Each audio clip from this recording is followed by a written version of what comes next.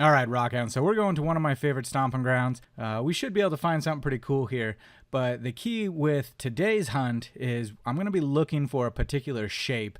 And once I find it, we'll take it back to the shop and we'll talk about what we're going to do with it next. Hey Rockhounds, welcome back to the channel. Today we're going to be working on a project to turn a simple agate into a piece of wall art. So let's get started.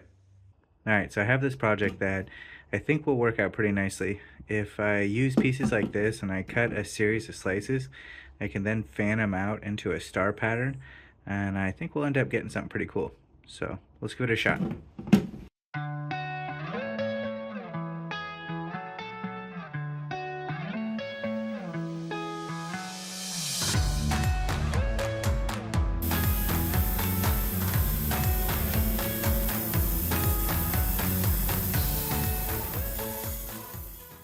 Alright, so this is about what I was looking for. Something that almost has a teardrop shape to it, so when we cut it up and fan it out, it should produce a pretty cool pattern.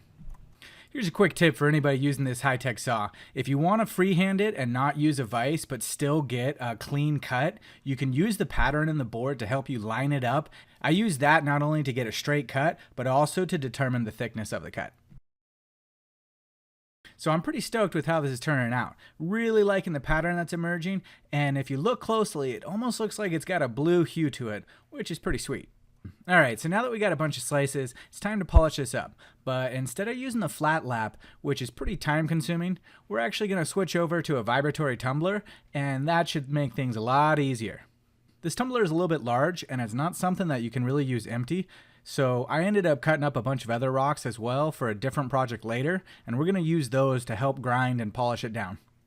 Whenever I'm filling up a barrel, I never end up using plastic pellets or ceramic. I always just end up cutting some of the same stone and make sure there's smaller chunks in there. That way they make a cleaner grind, and they also kind of shield it from banging together too hard, and so they'll absorb some of the impact.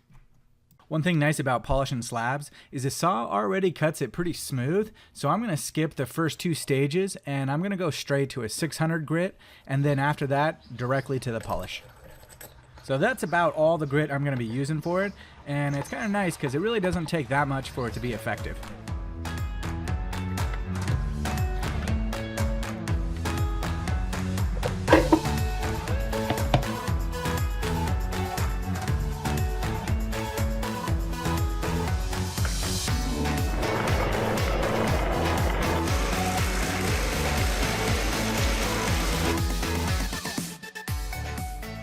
From here, we're going to tumble it for a couple of days, then afterwards we're going to remove all the rocks, clean up the barrel, clean everything up real nicely, and make sure that none of the grit is left over, otherwise we're going to have a real hard time polishing it.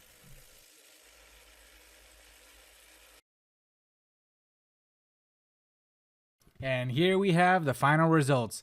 Everything's all polished up, and this is what we're looking at. Next up is the easy part. I picked up a couple of floating frames, and I originally saw them holding coins, and I figured if they can hold something as dense as metal, then they should be able to hold some rocks pretty easily. Oh, check that out. That looks pretty cool. I would say this was a success. One thing I will warn about is the plastic does get stretched out, so if you're going to do this, kind of want to get it done the first shot, otherwise it might not hold up. But I think this is holding quite a bit of weight, so overall not bad. I'm sure if I had only a single piece in there, it would do a lot better. Alright Rockhounds, I hope everybody enjoyed. I'll catch you next time when I'm adventuring or working on another project. See you then.